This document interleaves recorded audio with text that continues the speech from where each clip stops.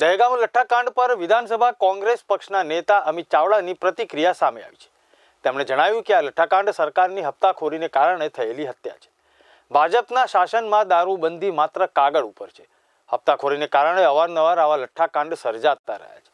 દારૂ ડ્રગનું પણ મોટા પ્રમાણમાં બેરોકટોક વેચાણ થઈ રહ્યું છે.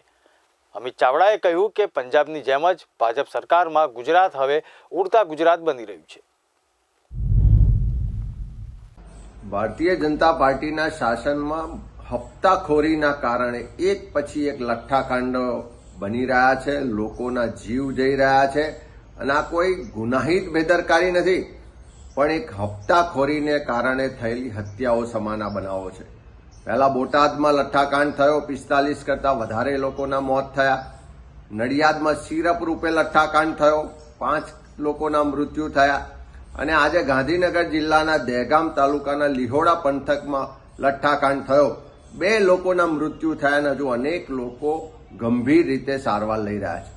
આ એક પછી એક બનાવો જે બહાર આવી રહ્યા છે એનાથી એટલું સ્પષ્ટ છે કે ગુજરાતમાં દારૂબંધી છે, કાયદો છે, પણ આ ભારતીય જનતા પાર્ટીની સરકારમાં નીચેથી ઉપર સુધી જે હપ્તા પહોંચે છે એના કારણે ખુલ્લેઆમ દારૂ વેચાય,